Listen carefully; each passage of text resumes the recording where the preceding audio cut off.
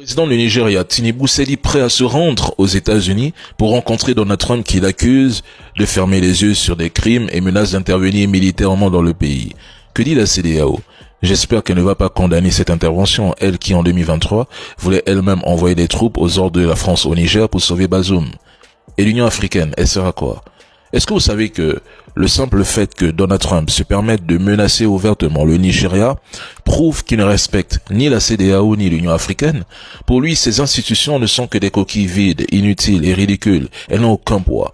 S'il s'agissait d'un pays comme la Russie ou la Corée du Nord, il aurait pesé chaque mot. Mais face à l'Afrique, il se croit tout permis. Pire encore, au lieu d'exiger des excuses ou des explications, c'est le président nigérian qui promet de prendre l'avion pour aller se justifier à Washington. Pendant ce temps, le chef terreau-syrien, lui, a fait bien pire et sera pourtant reçu à la Maison-Blanche pour négocier la levée de ses sanctions. Le plus tragique, c'est que c'est un colonialisme volontaire, assumé et accepté. Qui ignore ici que comme au Venezuela, où Donald Trump accuse Maduro de diriger un cartel narco-terreau qui ferait transiter la poudre blanche vers les États-Unis pour justifier une intervention militaire au nom de la démocratie et renverser Maduro afin de sécuriser les ressources énergétiques et écarter la Chine et la Russie de cette zone stratégique, le cas du Nigeria n'est pas si différent. Qui l'ignore ici? Mais on ne fait qu'humilier vos dirigeants. Matin, midi, soir, on les convoque. Selon Poutine, les dirigeants iraniens n'ont à aucun moment sollicité l'aide militaire de la Russie, même après les premières attaques de l'entité. Il précise que, malgré l'existence d'un traité entre Moscou et Téhéran, celui-ci ne prévoit pas de clause d'assistance militaire mutuelle en cas d'agression. Poutine affirme également que la Russie avait proposé à l'Iran une coopération en matière de système de défense aérienne, mais que Téhéran n'avait montré aucun intérêt. Ce que les trolls ne disent pas, parce qu'ils ne veulent pas le savoir, c'est que la relation Iran-Russie, c'est plus profond qu'un traité militaire. L'Iran et la Russie ne sont pas liés par une simple logique de pacte de défense formelle. Ils fonctionnent sur un axe d'intérêt stratégique convergent. Anti-occidentalisme, refus de l'unipolarité américaine, survie dans un monde hostile. Ce n'est pas une alliance bureaucratique comme l'OTAN. C'est une solidarité de circonstances nourrie par les mêmes ennemis. Pourquoi pas de traité d'assistance mutuelle? Parce que ni l'Iran ni la Russie ne veulent être liés par une obligation de guerre automatique. L'Iran ne veut pas être aspiré dans un conflit majeur pour défendre Moscou en Ukraine, et Moscou ne veut pas être obligé de se battre contre l'entité ou les États-Unis à cause de l'Iran. Ils gardent donc une liberté stratégique tout en collaborant discrètement sur le terrain. Syrie, drone, pétrole, formation, technologie. Exercice conjoint, oui, et ça va plus loin. Ils échangent du renseignement, de la technologie militaire, missiles, drones, guerre électronique, et mènent des opérations indirectes. Ils testent leur doctrine de guerre asymétrique ensemble contre l'axe US-OTAN. Ce n'est pas un traité qu'il leur faut. C'est une alliance souple, idéologique et stratégique, fondée à tout prix sur le respect mutuel, l'intérêt commun et l'ennemi partagé. Poutine avertit les États-Unis, pas question de soutenir militairement l'entité. C'est bien beau, mais la Russie ne viendra pas sauver l'Iran. C'est un fait. C'est clairement stipulé noir sur blanc dans leur partenariat stratégique global. Contrairement au traité signé par la Russie et la Corée du Nord, l'accord avec l'Iran ne prévoit pas la création d'une union militaire et la fourniture d'une assistance militaire en cas d'agression contre l'une des parties au traité. Au lieu de cela, en cas d'agression, la deuxième partie s'engage à ne pas fournir d'assistance à l'agressé. Elle est obligée de s'efforcer d'aider à résoudre le conflit sur la base de la Charte des Nations Unies. C'est l'Iran qui l'a signé. Honnêtement, je ne comprends pas pourquoi certains s'acharnent sur la Russie. Entrer en guerre directe contre l'entité, c'est accepter un affrontement total contre les États-Unis, l'OTAN, leurs services de renseignement et toute leur meute de vassaux. Poutine n'est pas Kadhafi. Il joue aux échecs, pas à la roulette russe. Il n'y aura aucun conflit frontal entre les armées russes, chinoises et occidentales au Moyen-Orient. Ce n'est pas le théâtre de la grande confrontation. La vraie guerre, la décisive, se jouera ailleurs. La Russie vendra peut-être des armes. Elle enverra peut-être du matériel, peut-être. Mais des soldats russes sur le sol iranien, jamais. Ces avions de chasse en train d'attaquer Israël, excusez-moi, mais il faut pas trop rêver. Et disons-le clairement, un Iran en guerre avec les États-Unis, ça détourne l'attention sur l'Ukraine, et la Russie en profite largement. Nous voyons les bombardements massifs sur Kiev depuis quelques jours. Donc je ne sais pas pourquoi les gens attendent que la Russie déploie des bombardiers stratégiques, des avions de chasse. Non. Le partenariat, il est clair. C'est l'Iran qui l'a ratifié. Donc si quelqu'un doit se plaindre, L'Iran prépare déjà ses missiles pour cibler les bases américaines si les États-Unis entrent en guerre.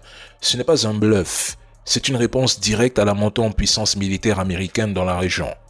Des F-22, des F-35, des ravitailleurs, tout un arsenal aérien américain traverse actuellement l'Europe pour rejoindre le Moyen-Orient. Les navires de guerre font route vers les côtes iraniennes. Même les bombardiers stratégiques B-52 sont désormais positionnés à Diego Garcia. Quelle honte! Les sources militaires iraniennes affirment que leurs missiles peuvent atteindre toutes ces zones. Et franchement, au vu de ce qu'on vient de voir, il serait irresponsable de sous-estimer l'Iran. Je vois pourtant des gens enterrer l'Iran trop vite. Pourquoi? Et ce que je ne comprends pas, c'est cette incohérence. Certains se disent anti-Occident, anti-impérialisme, anti-néocolonialisme. Mais dès qu'un pays comme l'Iran résiste à l'axe US-entité, il change de camp. L'Iran vient d'annoncer que l'entité n'oubliera jamais les missiles qu'il s'apprête à lancer. Et plus ces jours passent, plus on réalise que cette guerre ne ressemble à aucune autre. Oui, l'Iran ce n'est pas la Libye. Il ne prévient pas, il exécute. Et faites le constat.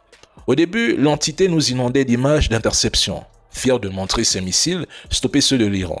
Aujourd'hui, silence total. Plus d'images, plus de preuves, plus de journalistes, plus rien.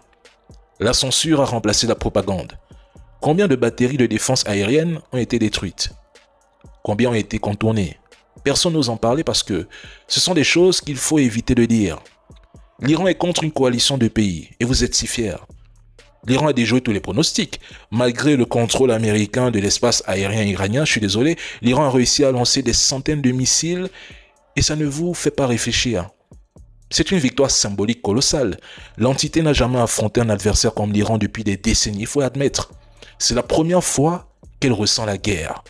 Désormais, plus personne ne pourra dire que l'entité, de la même façon que les Africains payent aujourd'hui le prix de leur silence face à l'élimination gratuite et médiatisée de Kadhafi par l'Occident, dans quelques années, les Arabes, les musulmans, les Asiatiques, etc. regretteront amèrement de ne pas avoir soutenu l'Iran tant qu'il en était encore temps. On ne peut pas prétendre être contre l'Occident sur la toile tout en détournant les yeux et dire que ce conflit ne nous intéresse pas, ça ne nous concerne pas. Surtout lorsque l'Occident désigne l'Iran, la Russie, la Chine et la Corée du Nord comme l'axe du mal.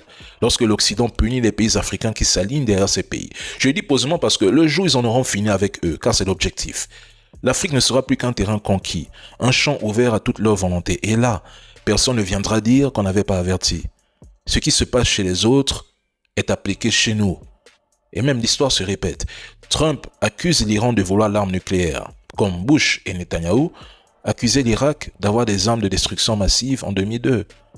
Similaire, mais l'Iran a des preuves d'enrichissement d'uranium contrairement aux fausses preuves contre l'Irak. L'Iran est la dernière barrière, le dernier bastion qui ose encore lever la voix contre l'ordre unipolaire imposé par Washington et ses vassaux dans la région. Oui, l'Iran enrichit de l'uranium, et alors? Ce n'est pas illégal. L'entité possède l'arme nucléaire en silence, sans jamais avoir signé le TMP, plus de 90 armes nucléaires. Mais personne n'en parle. Le problème n'est pas l'uranium. Le problème c'est que l'Iran refuse de plier, et pour ça, il veut le rayer de la carte. Les peuples vont le regretter parce qu'après l'Iran, mais il ne restera plus personne, plus rien. Plus personne peut tenir tête, plus personne pour faire peur à l'entité ou défier les dictats de l'OTAN. Une fois l'Iran effondré, mais ils s'occuperont des autres. L'Irak, la Libye, la Syrie, le Yémen, ce n'était que des répétitions. Mais l'Iran, c'est le cœur, c'est le verrou. Et quand ce verrou sautera, mais ils dérouleront leur plan.